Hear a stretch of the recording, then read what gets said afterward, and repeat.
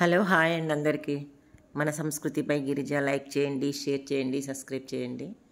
First ఈరోజు topic ఏంటి అంటే, మనము బాగా ఇప్పుడు ఎండాకాలం వస్తుంది, కాకపోతే మనం వేస్టేజ్ అంతా తీసేస్తుంటాం, ప్రూమింగ్ చేసినప్పుడు మనము అక్కడ మాట మాటకి వెళ్ళి ఒక దగ్గర వేయకుండా, నేల మీద వేయకుండా మనం అంతా చేసుకోవాలి, రిస్క్ లేకుండా ఉండాలి అంటే నేను మాత్రం ఏం చేస్తానంటే అండి, మాకు మొత్తం 6 రోస్ ఉన్నాయండి స్టాండ్స్.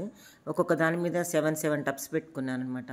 ప్రతి టబ్బు ఒక లైన్కి ఒక ఈ మనకి హ్యాంగింగ్ పార్ట్స్ ఉంటాయి కదా, ఆ hanging parts wall hanging parts అనమాట, అవి తగిలిచ్చేసుకున్నాను.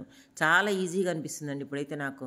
ఈ ప్రూమింగ్ చేసిన వేస్టేజీ దానిలో కలుపు మొక్కలు తీసిన అటు ఇటు తిరగకుండా ఒక దానికి హ్యాంగ్ చేసి పెట్టుకున్నాను.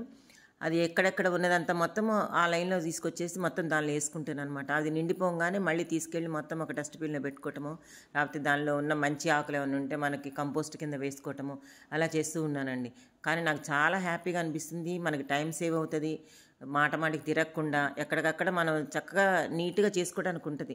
పద్దాక మనం ఏంటి తిరగలేక పీకేసినవి, లాగేసినవి, కట్ చేసినవి మొత్తం అట్లా పడేసుకోవటం, వారానికి ఒక రోజు ఈ గాలికి ఎండకి అటు ఇటు పడిపోవటము, టెర్రస్ మొత్తం చికాకు అయిపోవటము, అట్లా లేకుండా నేను మాత్రం ఇలా చేస్తున్నానండి. నాకు చాలా మంచిగా అనిపిస్తుంది. మీరు కూడా ఒకసారి ప్రయత్నం చేయండి. మనకి కొంచెం ఓపిక ఉండొచ్చు, కొన్నిసార్లు మనం తిరగలేకపోవచ్చు, వర్షం వస్తే కాళ్ళు స్లిప్ అవ్వడానికి అవకాశం ఉంటుంది, ఈ మట్టి ఇదంతా పడుతుంది కాబట్టి. అందుకని ఈ ఐడియా చాలా నాకు బాగా నచ్చిందండి. మీరు కూడా ఈ ఐడియా ఫాలో అవుతారని, మీకు ఎలా అనిపించింది ఫాలో అయిన తర్వాత? మంచిగా అనిపిస్తుంది అంటే ఒక కామెంట్ పెట్టండి కామెంట్ బాక్స్లో. చాలా హ్యాపీగా అనిపిస్తుందండి.